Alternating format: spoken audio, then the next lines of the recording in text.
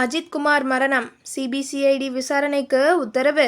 நீதிமன்றத்தில் அதிர்ச்சி தரும் ஆதாரங்கள்.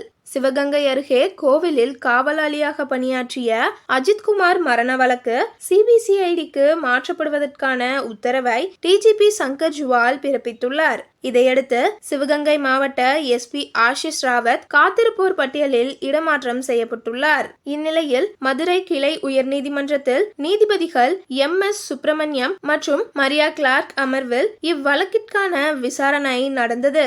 விசாரணையின் போது அஜித்தை தென்னந்தோப்பில் வைத்து கண்மூடித்தனமாக தாக்கும் வீடியோ ஆதாரம் நீதிமன்றத்தில் சமர்ப்பிக்கப்பட்டு நேரில் நீதிபதிகளிடம் காண்பிக்கப்பட்டது. மேலும் தாக்குதல் நடைபெற்ற நேரத்தில் சிவகங்கை எஸ்பி ஆஷிஷ் ராவத் சம்பந்தப்பட்ட காவல் நிலையத்தில் இருந்ததாக பாதிக்கப்பட்ட தரப்பை சேர்ந்த வழக்கறிஞர் தெரிவித்தார். இதையடுத்து அரசு தரப்பினரிடம் நீதிபதிகள் கடுமையான கேள்விகளை எழுப்பினர். அஜித்தை காவல் நிலையத்திலேயே விசாரிக்காமல் வெளியே ஏன் விசாரித்தீர்கள் என்று தொடங்கி, இளைஞரை வேறு இடத்தில் விசாரிக்க யார் உங்களுக்கு அனுமதி அளித்தார்? நகை திருட்டு புகார் வந்ததும் ஏன் உடனே வழக்கு பதிவு செய்யப்படவில்லை? நகை காணாமல் போனது எப்போது பதிவு செய்யப்பட்டது? இவ்வழக்கு யாருடைய உத்தரவின் பேரில் தனிப்படைக்கு ஒப்படைக்கப்பட்டது என்பதுடன் உயர் அதிகாரிகளை காப்பாற்றுவதற்காக விவரங்கள் மறைக்கப்படுகிறது என அடுக்கடுக்காக கேள்விகளை முன்வைத்து அரசு தரப்பை நீதிபதிகள் சாடினர். நீதிபதிகள் தொடர்ந்து சில முக்கியமான கேள்விகளை எழுப்பினர். காவல் நிலையங்களில் சிசிடிவி கேமராக்கள் முறையாக செயல்படுகிறதா என்பதை கேட்டு துவங்கிய அவர்கள் பாதிக்கப்பட்டவரின் குடும்பத்திடம் ரூபாய் 50 லட்சம் வரை பேரம் பேச திமுகவினர் முயன்றதற்கு பின்னணி என்ன என்பதையும் கேள்வி எழுப்பினர். மேலும் இந்த வழக்கு யாருடைய உத்தரவின் பேரில் சிபிசிஐடிக்கு மாற்றப்பட்டது?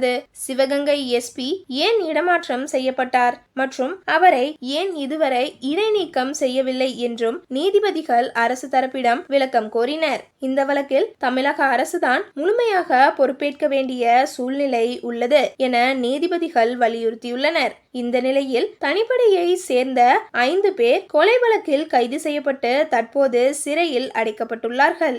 இதையடுத்து அந்த கைதானவர்களின் குடும்பத்தினர் எதிர்ப்பு தெரிவித்து போராட்டத்தில் இறங்கியுள்ளனர். அவர்கள் சாப்பிடாமல் தூங்காமல் காவல் பணியில் ஈடுபட்டவர்கள் என்ற நிலையில் இப்போது அவர்கள் மீது இப்படியான தண்டனை விதிக்கப்பட்டது நியாயமா என்று கேள்வி எழுப்புகின்றனர். யார் அந்த உயர் அதிகாரி? அவரை பற்றி நீதிமன்றத்தில் தகவல் தெரிவித்தால் அந்த நபர்கள் சிறையில் அடைக்கப்பட வேண்டுமா என நெட்டிசன்களும் சமூக ஊடகங்களில் விமர்சனம் தெரிவித்து வருகின்றனர். இதையடுத்து இந்த விவகாரத்தில் திமுகவினருக்கு தொடர்புள்ளதா, காவல்துறையினருக்கு அழுத்தம் கொடுத்தது திமுகவா என்ற சந்தேகங்களும் எழுந்துள்ளன.